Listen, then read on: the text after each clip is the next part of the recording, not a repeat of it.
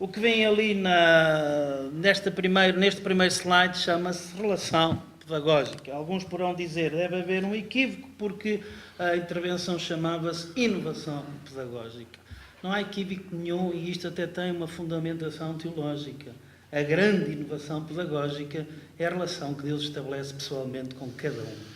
Essa é uma das pedras de toque do cristianismo. Enquanto os outros deuses são para adorar, para, enfim, olhar, para contemplar, o nosso é para ser tocado, para ser amado, para nos deixarmos amar. A encarnação é uma das pedras de toque, faz parte do núcleo essencial do cristianismo. E essa é a grande inovação que a revelação do Deus de Jesus Cristo traz. E essa inovação é relação. E é a partir dessa relação que nós somos. E é a partir dessa relação que nós vivemos a nossa fé. Sem mais delongas, passo a palavra ao António Estanqueiro, a quem agradeço também muito a sua presença aqui entre nós e a sua partilha. Obrigado. Eu vou falar de algumas coisas que têm a ver com um pouco do equilíbrio entre a tradição e a inovação. Eu acho que na escola a tradição faz pouco, a inovação faz pouco sentido, sobretudo quando a inovação é feita por decreto-lei. Eu acho que as modas no vestuário são boas, na educação são péssimas. Sei que há fórmulas que alguns professores utilizam, que consideram ser as únicas verdadeiras, mas eu considero que não há fórmulas mágicas para ensinar, nem há um perfil único de bom professor. Provavelmente estão aqui, no mínimo, 100 professores e cada um é professor à sua maneira e podem ser todos muito bons. Claro que isso não significa que não haja características comuns aos bons professores. Vamos falar de algumas dessas características. Eu lembro que os professores estão na moda quando dá jeito. Agora o Diário de Notícias está a publicar, de uma forma mais ou menos sistemática, a iniciativa sobre o professor do ano. E ontem divulgaram quem era o professor deste mês. Alguns professores que estão aqui, eu pessoalmente conheço, e alguns professores que estão aqui conhecem também. Trata-se do professor José Rocheta, da Escola da Damaia, que é, de facto, um exemplo de dedicação, fundamentalmente. Falando da relação pedagógica, eu gostaria só de chamar a atenção para este pequeno aspecto, que foi para mim motivador na escrita do livro referido há pouco, Boas Práticas na Educação. Desde há pelo menos 10 anos, eu pergunto, mais ou menos sistematicamente, aos meus alunos do 12º ano e aos alunos do 12º ano de outras escolas, quem foram os seus melhores e piores professores. E tenho muitas, trouxe algumas só, não vou ler todas, mas, enfim, lerei 2 ou 3, no mínimo, para que percebam o que os alunos dizem sobre os professores.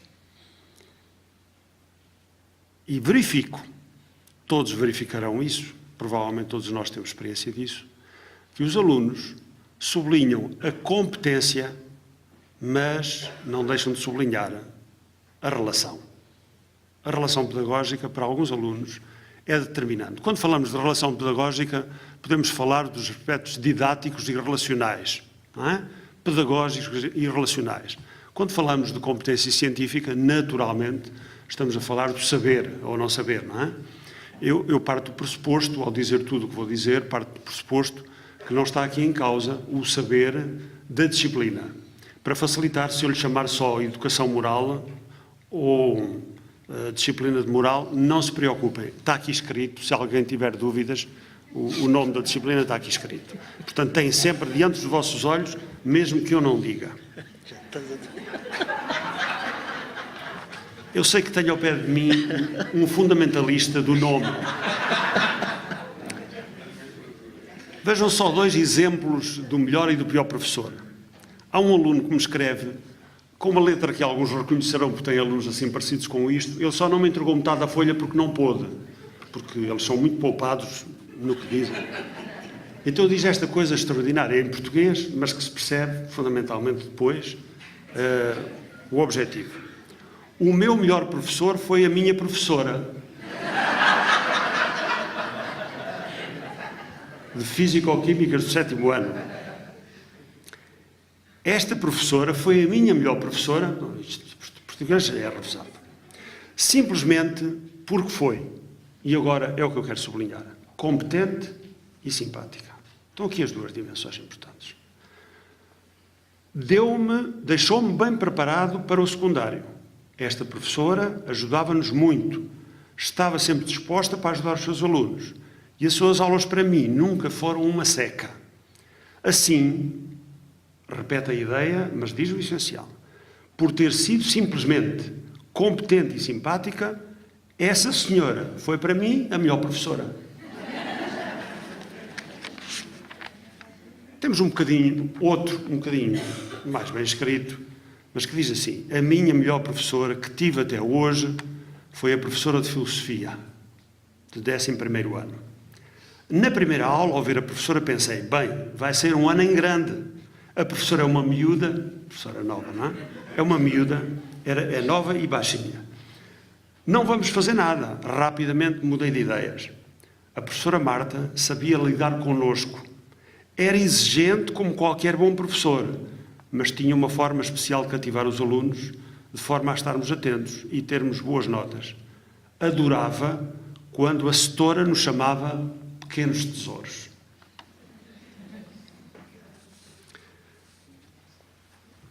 Se eu quisesse fazer um exercício, podia fazer, não podia? Então peguem nos papelinhos.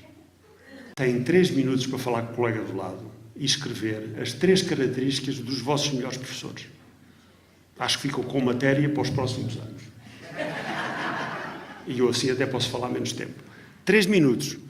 Lembrem-se dos melhores, podem-se lembrar dos piores, que às vezes com os piores a gente também aprende, não é? Eu agora fui ao Parlamento com os meus alunos, eles viram os deputados a portar-se mal e dizem, já percebemos como é que a gente não deve fazer. E gostava de avançar contando uma pequena história, que por acaso é a última história contada no meu último livro, mas é uma história que já contei em frente ao Sr. Bispo, no ano passado. Acho que foi a única pessoa que me ouviu contar essa história, mas outras pessoas conhecerão. Trata-se de um homem rico que andava a passear numa zona, uma grande cidade, e a determinada altura viu escrito numa loja um grande cartaz onde se dizia Loja de Deus. O homem ficou naturalmente curioso e entrou. Entrou e, sem falar, observou à sua volta um conjunto de armários de todos os tamanhos e todas as cores, e em cada um deles tinha escrito palavras que ele gostou de ler. Sabedoria, bondade, fraternidade, amor, paz, justiça, respeito. Aproximou-se do balcão e verificou que ao balcão estava um anjo. Ainda ficou mais espantado. E perguntou ao anjo, isto é tudo para vender? E o anjo respondeu, pode escolher à vontade. Quero tudo. Quero de tudo. E em grandes quantidades para mim e para a minha família. O anjo foi à parte traseira e veio com uma caixinha, muito pequenina. Pôs-o em cima do balcão e está aqui tudo o que quer, diz o anjo. O homem disse, desculpe, senhor anjo, não percebeu. Eu quero de tudo e em grandes quantidades.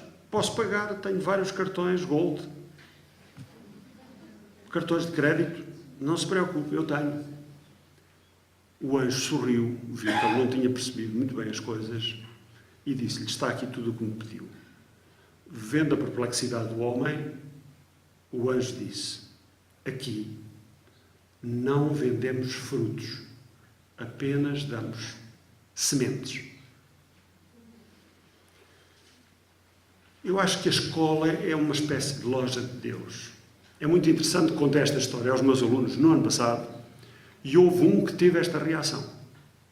Ó professor, essa história do anjo é da escola, não é? Isso é a escola que é assim. De facto, ele percebeu que na escola, eu dizia muitas vezes que não anda a vender fruta. Sou um semeador. Então, eu acho, e para aqui interessa-nos isso, eu acho que a escola, de facto, é um espaço sagrado, como se fosse uma loja de Deus. Dizer isto aos professores de educação moral e religiosa católica é uma coisa facilmente compreensível. Cada professor é um anjo. Cada aluno receberá as sementes, mas, como diz a parábola, nem todos estão preparados para receber as sementes e, por isso, elas muitas vezes não frutificam. No ensino é a mesma coisa, do não frutificar, como no Evangelho. Os professores querem ensinar, mas muitas vezes veem-se a lançar sementes em terreno pedregoso. Não dá frutos. Então, o que é que deve fazer o professor? Primeiro desafio: despertar o interesse dos alunos pelas sementes que a gente lhes está a dar. Porque ele às vezes não quer. E o problema no ensino é que o verbo aprender não tem imperativo. Não se conjuga no imperativo.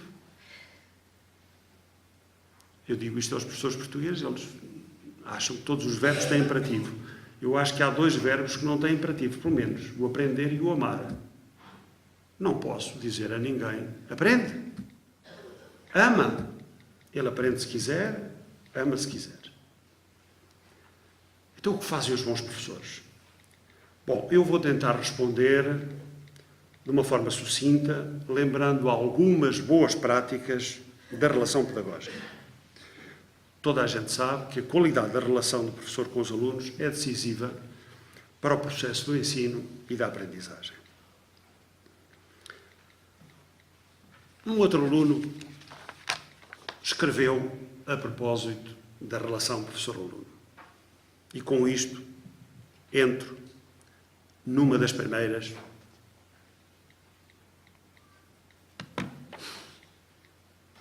Vem para aqui pelo menos uma diferenciaçãozinha, não é? Os bonecos não são todos iguais. O artista pode não ser o melhor, podemos apreciar melhor ou pior, mas há aqui diferença. Diz uma aluna sobre a sua professora: adorei a minha professora do primeiro ciclo.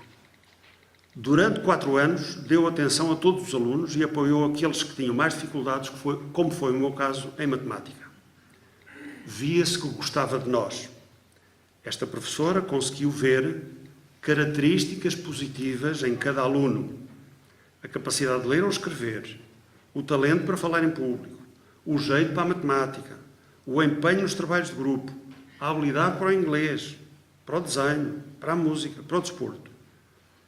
Todos os alunos tinham qualquer coisa diferente que ela elogiava em frente dos pais. Ao longo de 12 anos de escolaridade conheci outros professores bons, mas a professora do primeiro ciclo foi especial e ficará na minha memória para sempre. A propósito desta história, só lembrar que nesta iniciativa de Diário de Notícias a que me referi há bocadinho, de vez em quando entrevistam pessoas conhecidas, muito conhecidas. E aparece quase sempre o professor do primeiro ciclo como um dos que mais marcou a relação pedagógica futura dos alunos. Então, todos os alunos são pessoas diferentes. Todos os alunos são pessoas diferentes. Diferentes e únicas. Têm aptidões, têm interesses, têm estilos, têm ritmos de aprendizagem diferentes. Enfim, alguns autores dizem que têm inteligências múltiplas. Todos nós conhecemos o livro do Gardner em que se desenvolve as inteligências múltiplas. Uns alunos são mais lógicos, outros mais intuitivos, uns são mais lentos, outros são mais rápidos. Naturalmente, uns gostam mais do trabalho individual, outros gostam mais do trabalho em grupo. Então, o que é que deve fazer o professor? A primeira coisa que deve fazer, no respeitar a diferença, é diversificar as estratégias de ensino e os instrumentos de avaliação. Não se avalia, nem se ensina, todos da mesma maneira. Obrigar todos os alunos a realizar a mesma tarefa ao mesmo tempo, no mesmo sítio, não é igualdade de oportunidades, é injustiça. Parênteses. Eu sei que estou a dizer as coisas de clínica geral, E, geralmente, nós consultamos um professor, um médico de clínica geral, antes dos especialistas. Eu aqui sinto um bocado mal, porque vocês já sabem a especialidade toda, e agora vem um clínico geral para aqui dizer umas coisas que são mais generalidades, não é? Estou a lembrar coisas que todos nós sabemos, às vezes é bom recordar. Então, o que é que cada professor deve fazer? Tentar desenvolver as aptidões de cada aluno. Isso não se faz da mesma maneira para todos. Certamente, a escola não desenvolve os talentos de todos os alunos. Certamente, por isso, alguns alunos talentosos saem da escola. Eu, na família da minha mulher, tenho vários artistas, família Wallenstein, vários artistas. Nenhum deles fez escolaridade normal. Eles não me levarão a mal que diga isto porque é público. Nenhum deles fez. Porque a escola não respondia aos talentos que cada um deles teve. E hoje, cada um deles faz a sua coisa do seu ponto de vista artístico. A escola onde estavam, na altura do Liceu Camões, formatava todos. O Liceu Camões, onde eu comecei, e onde fui colega do Virgílio Ferreira, e onde tive algumas discussões sobre a manhã submersa, dizendo que, para mim, o seminário não tinha sido tal coisa. Não é? Continuando. Eu estive no seminário de Aveiro. O seminário de Aveiro não foi...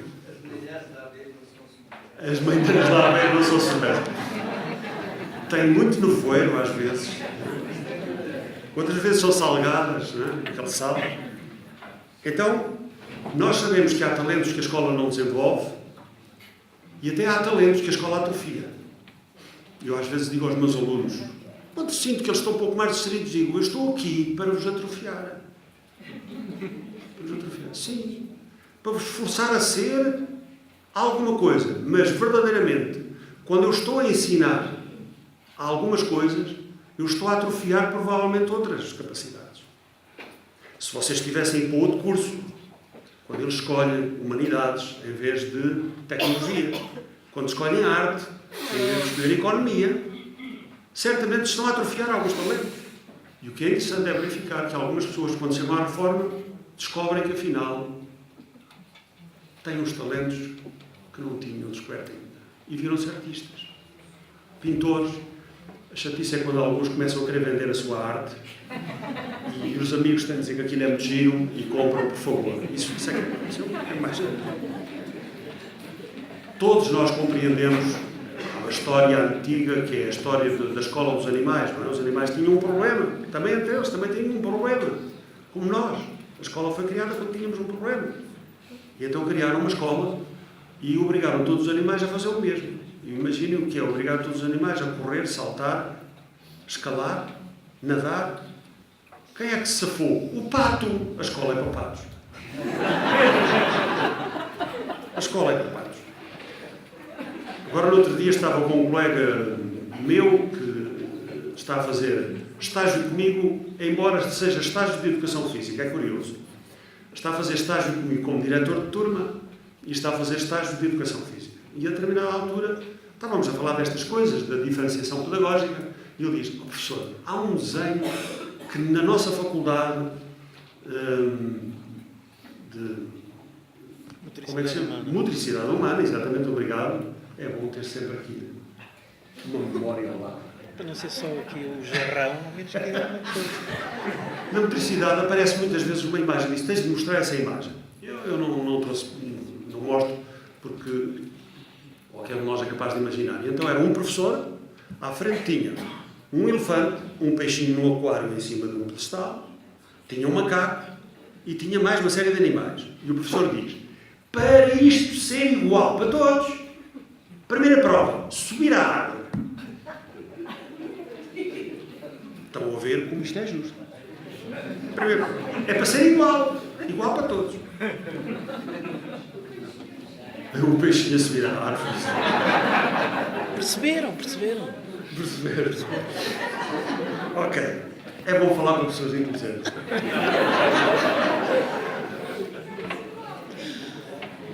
O desafio, então, qual é? O desafio é personalizar a educação. não é necessariamente ensinar cada aluno sozinho. Isso é ensino doméstico ou outra coisa qualquer. Personalizar significa dar atenção à pessoa. Há de facto, para aí um provérbio, alguns dizem que é latino. Para ensinar latim ao João é preciso conhecer o João. Claro que toda a gente acrescenta, mas latim primeiro, está bem? Isto é, ninguém ensina o que não sabe. Mas é bom conhecer o aluno. Conhecer o aluno para personalizar a educação. Então a diferenciação pedagógica resolve todos os problemas? Não. Não. Há sempre obstáculos. E quando o professor tem muitos alunos por turma e muitas turmas, as coisas pioram. E quando se fazem mega agrupamentos, certamente não se facilitam. Segunda ideia. Dosear as dificuldades.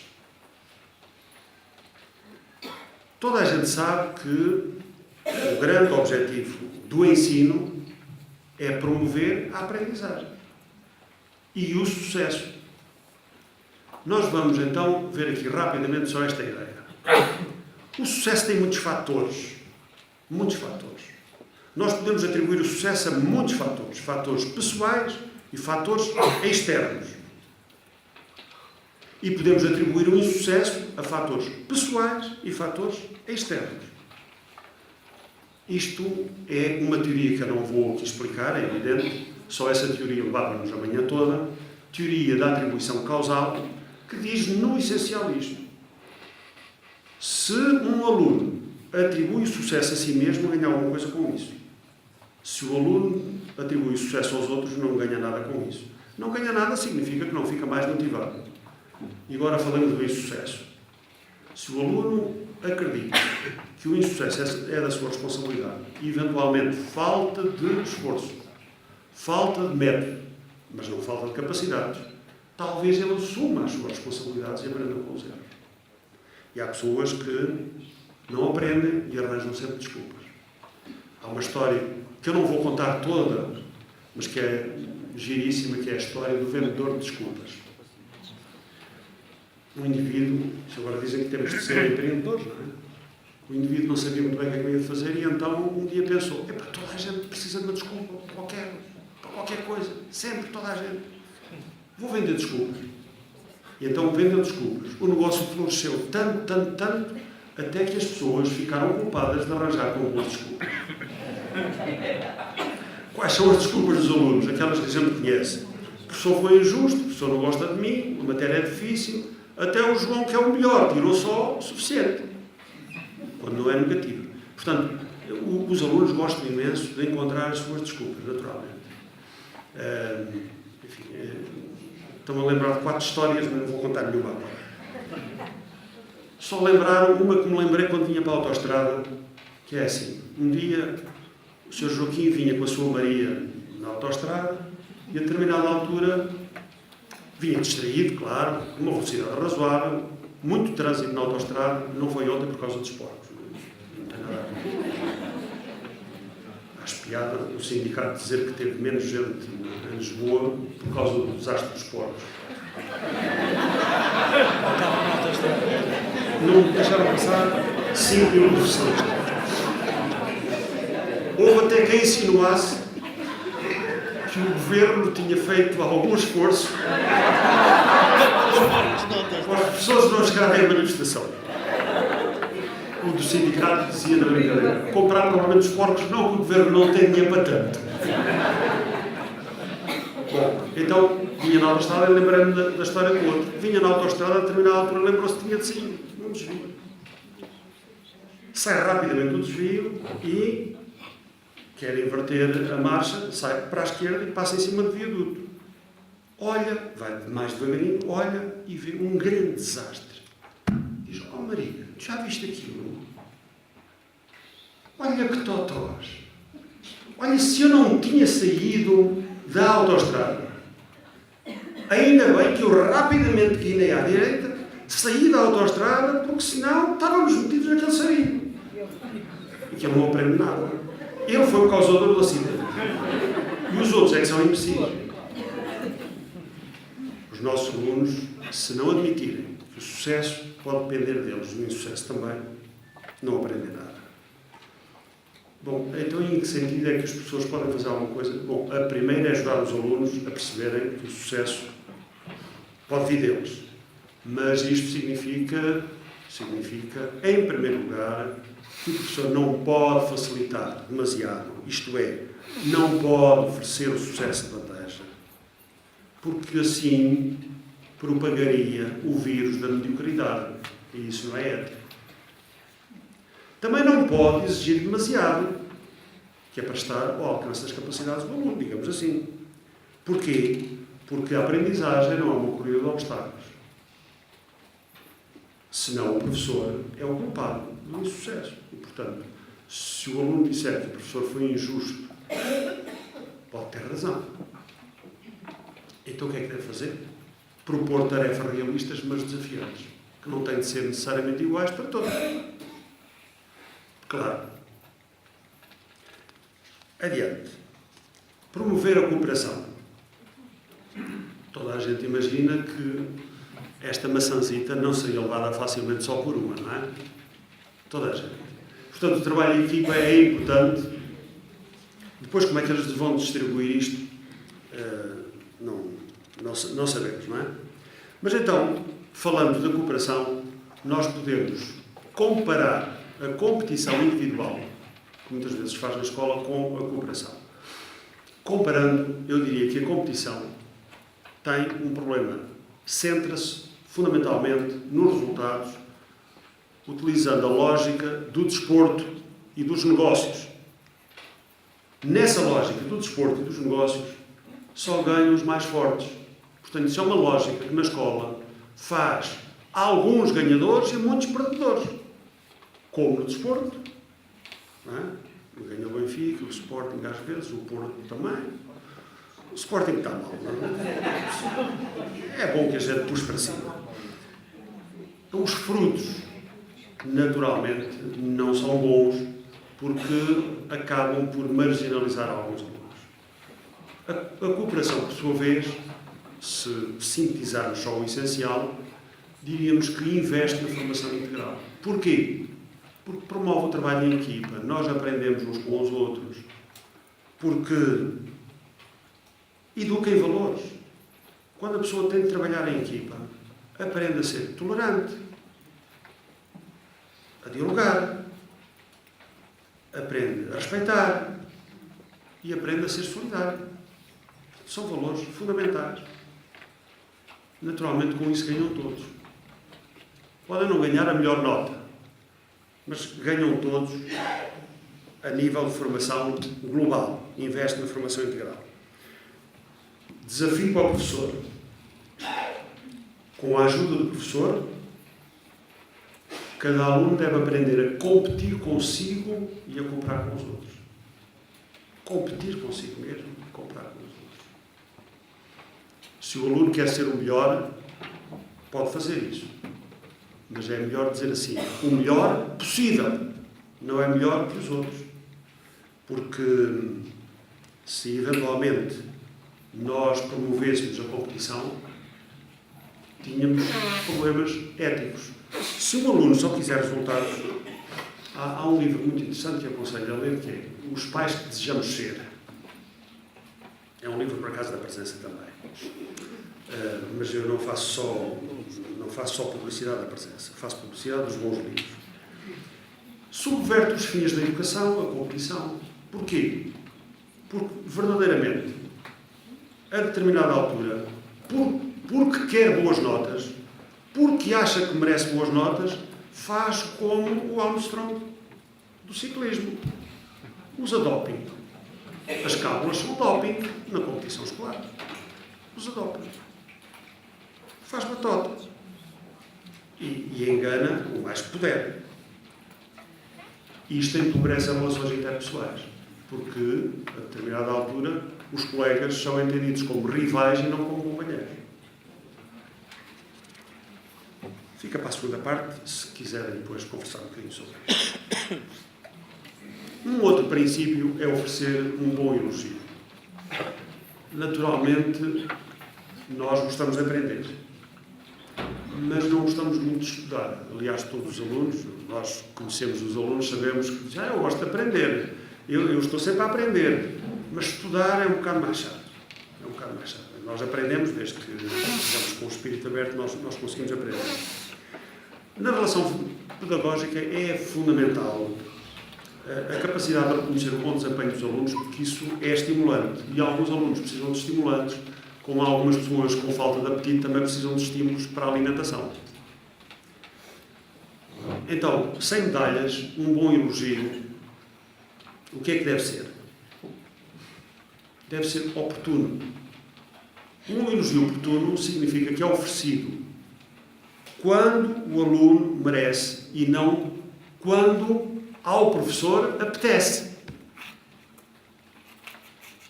Tá? É concreto. É após um comportamento específico ou um esforço sério e não um elogio incondicional. Tu és o maior. Tu és o melhor.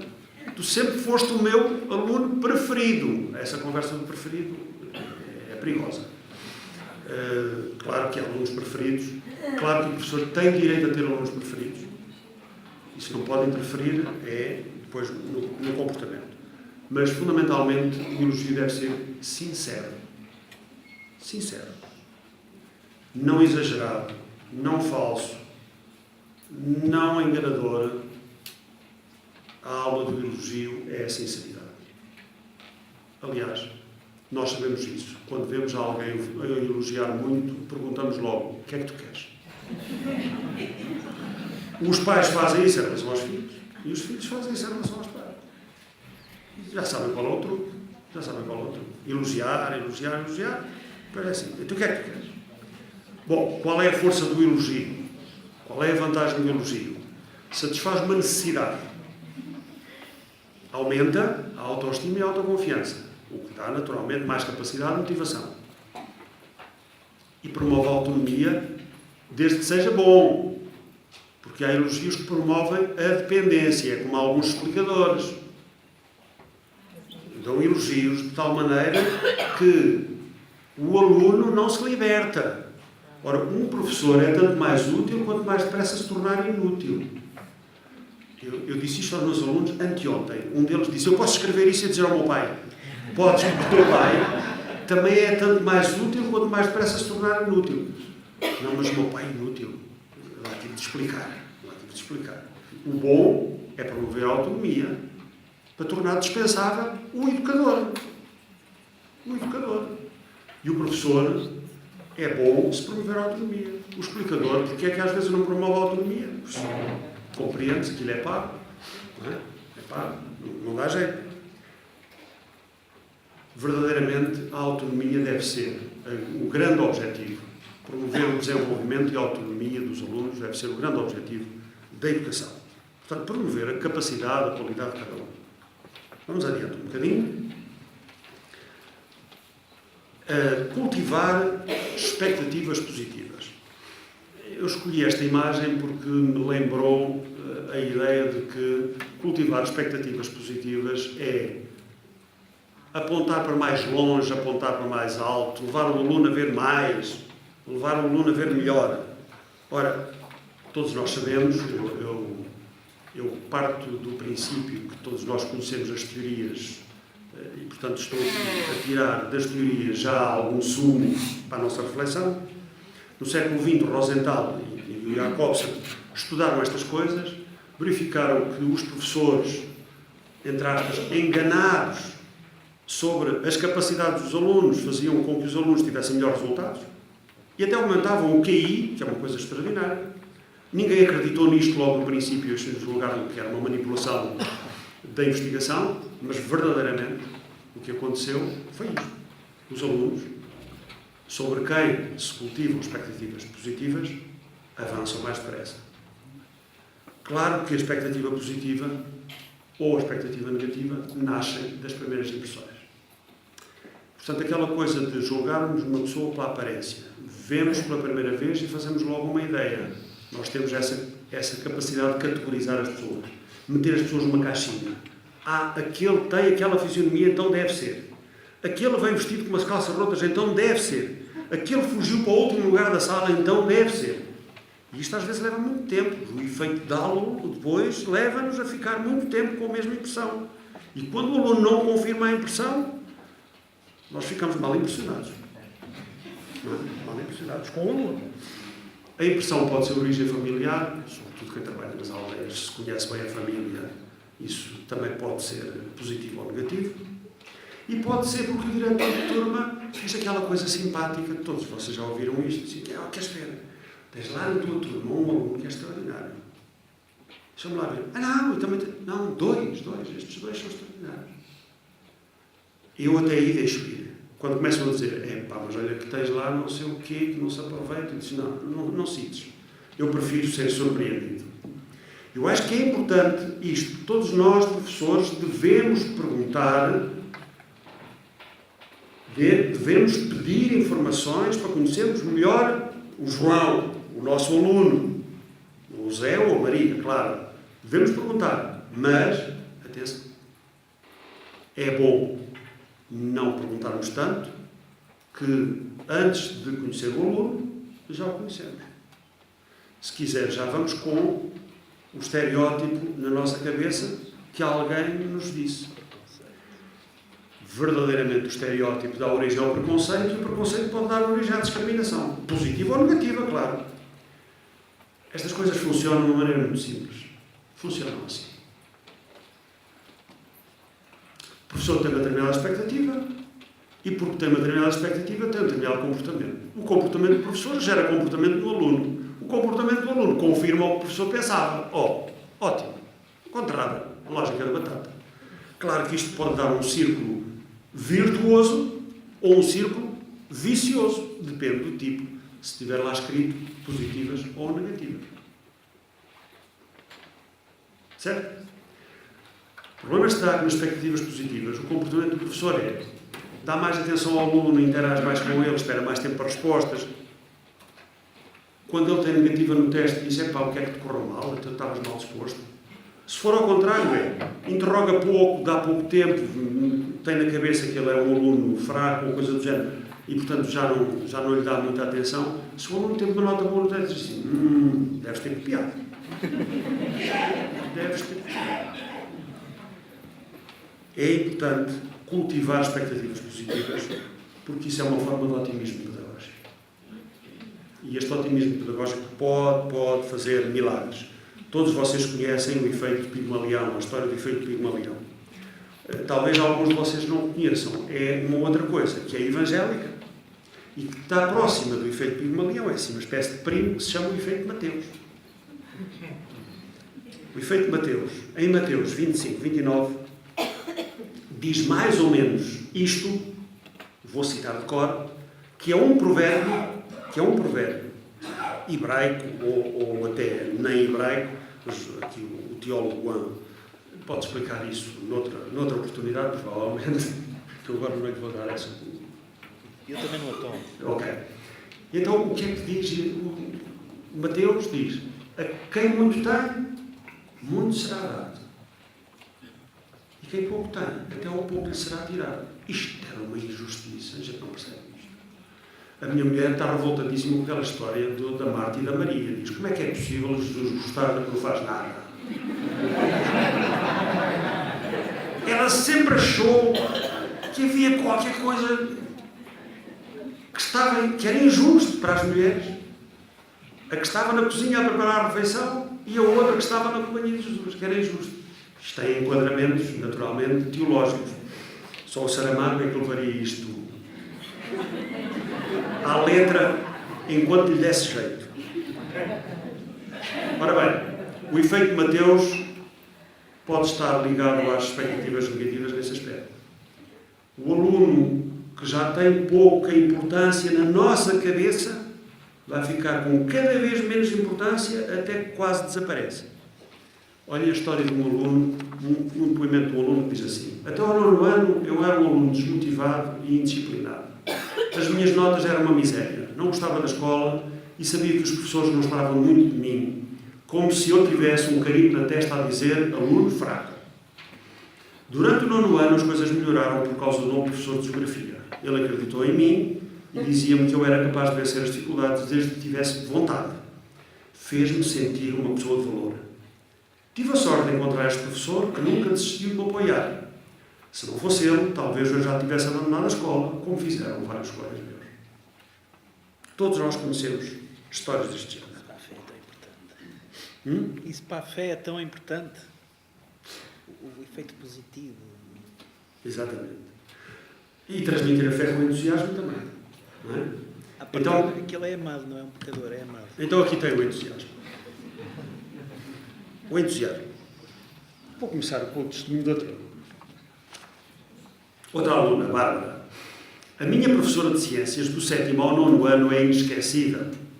Cativou-me pela sua alegria e pelo seu entusiasmo. Vejam como os alunos que são especialistas em professores e querem fazer a avaliação com base em avaliadores externos, que não conhecem o professor de lado nenhum. Nem ele, nem a mãe dele, nem nada. Não conhecem nada. Os alunos conhecem muitíssimo os professores. Cativou-me pela sua alegria e pelo seu entusiasmo. Nunca tinha visto uma professora tão dinâmica, com tanta energia, apesar de estar perto da reforma. Ela inventou, isto é uma forma simpática de dizer, apesar de ser velha. Há outra forma simpática de dizer, os meus amigos têm-se aproximado de mim e alguns dizem assim, estás com um tão bom aspecto. É uma forma de se chamar velho. A gente diz, um jovem, estás com um bom aspecto. Está com um bom aspecto, é normal. Nas nossas escolas, nós só lidamos com gente jovem, bonita, saudável e eu acrescento. E geralmente inteligente. Geralmente inteligente. Pelo menos no secundário posso acrescentar isso. Então esta professora, apesar de estar perto da reforma, diz, inventou atividades para nos interessar pela matéria, criou um clube de ciências na escola, organizou visitas de estudo surpreendentes e convidou especialistas para vir à escola falar connosco sobre vários temas do programa. Mostrou sempre que gostava de dar aulas.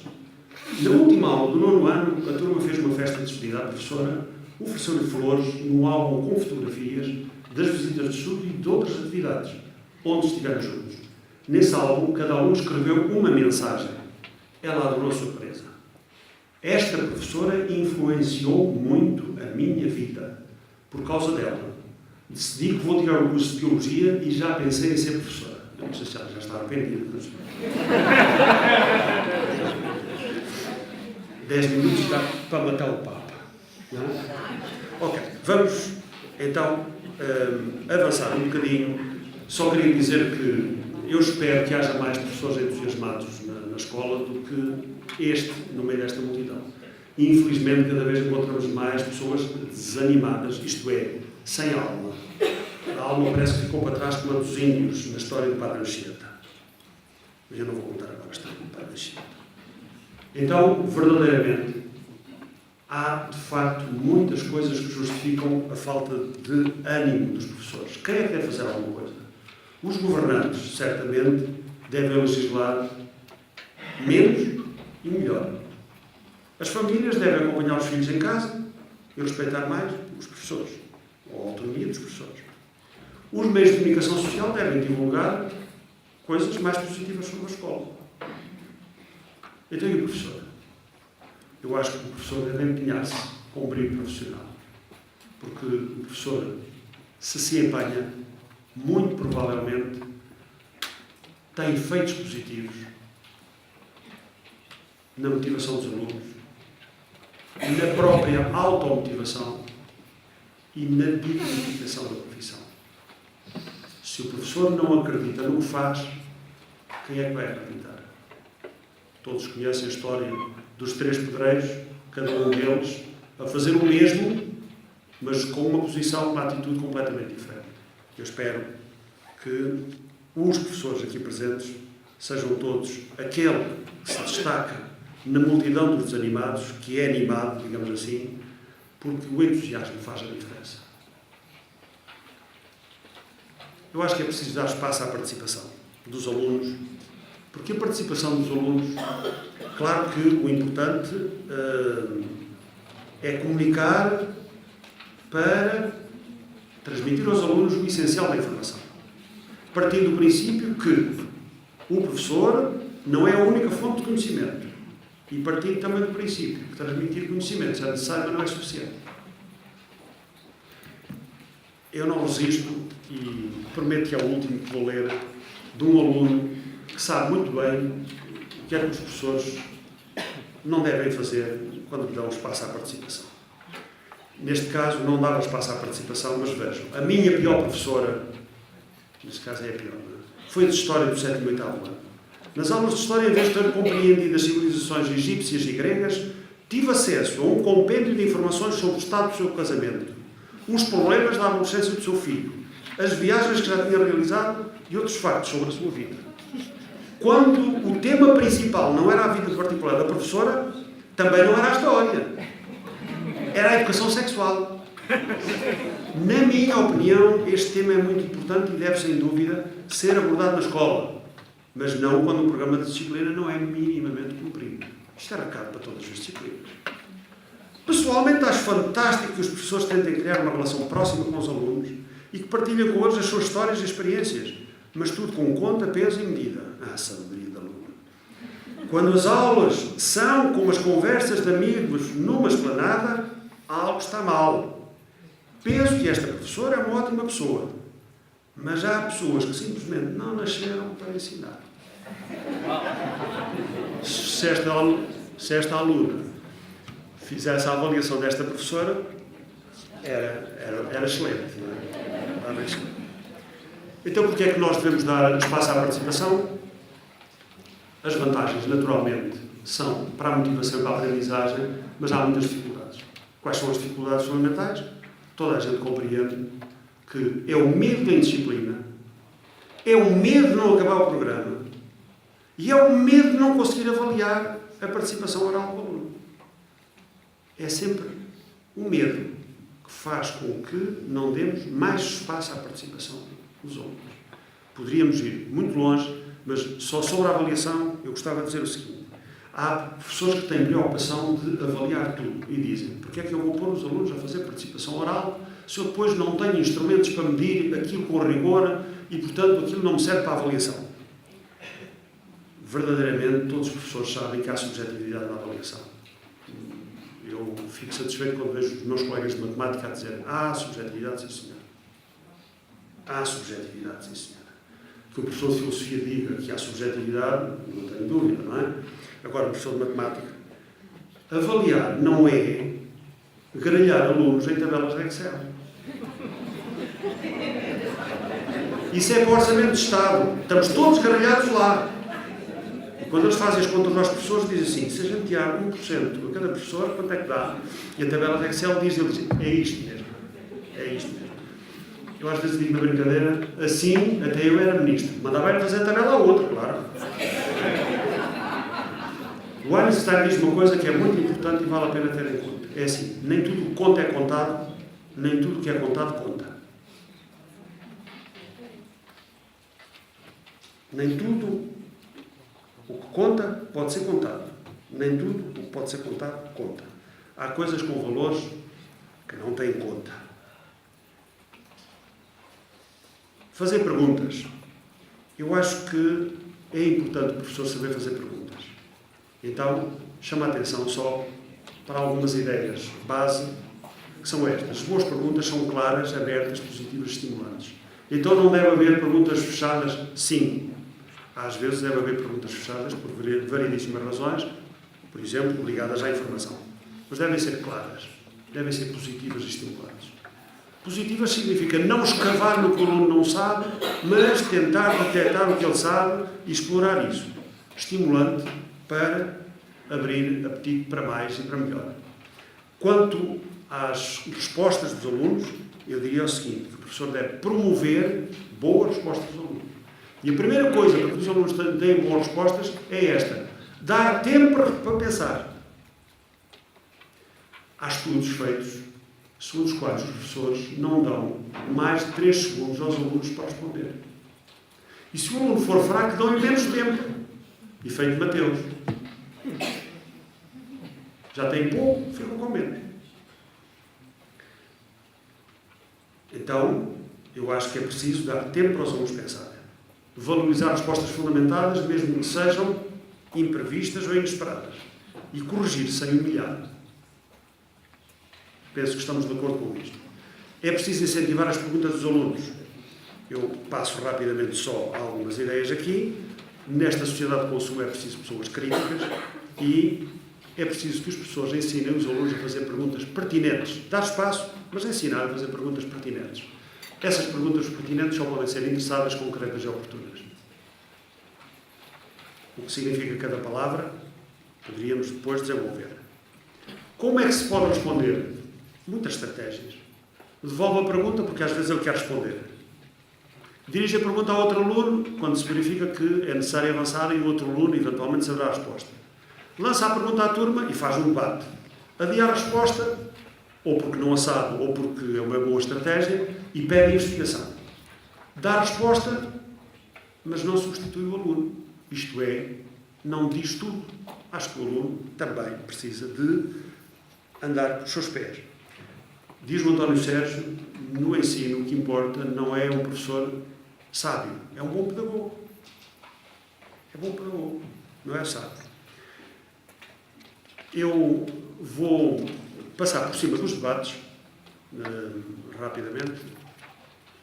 Vou aqui só falar da indisciplina, para falar depois da autoridade. E termino aí com uma palavrinha sobre os pais. Prevenir a indisciplina.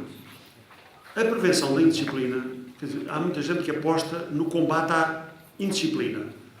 Eu acho que os bons professores não são os que sabem combater a indisciplina. Os bons professores são os que sabem prevenir a indisciplina.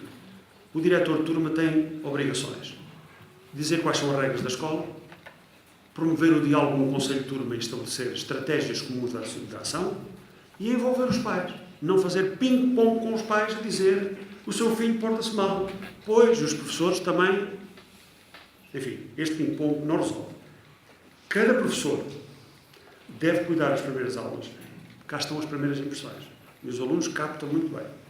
Deve gerir as relações interpessoais. Eu diria que um professor deve ser especialista em relações interpessoais. Não é? Deve ser um exemplo de compreensão, respeito e diálogo, não é? Prevenção da indisciplina. Vejamos rapidamente um estilo eficaz. É evidente que este pinguim que vai à frente é supostamente um líder. Não sabemos se é um líder muito eficaz, se não. Depende para onde se dirigir, não é? Então, os estilos. Gostaria de vos deixar com duas imagens mais e por isso passo este e outro slide rapidamente e termino. Os estilos podem ser diretivo e participativo, o excesso do diretivo dá autoritário, o excesso do participativo dá permissivo. Quais são os melhores? Diretivo e participativo. Então o participativo não é o melhor de todos, não. Há alturas em que o participativo não deve ser usado com pessoas que são inexperientes, inseguras. Depende do aluno, depende da turma. Portanto, diretivo e participativo podem ser eficazes. O autoritário e permissivo, não. Autoritário significa o abuso da autoridade. Permissivo significa abdicar da autoridade. Um professor que abdica da autoridade deixa de ser educador. Um professor que abusa da autoridade também atrofia os alunos. Não é? Portanto, pode ser uma coisa ou outra.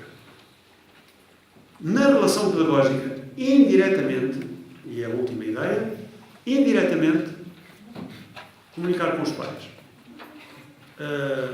Eles aqui têm as espingardas guardadas. Vocês sabem que os pais hoje já não comunicam assim. Da parte dos professores é proibido usar o pau. Da parte dos pais é proibido, mas usam.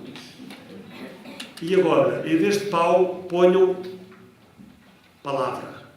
E então, o que os professores dizem a alguns pais e o que os pais dizem a alguns professores, se não é agressivo, está muito perto.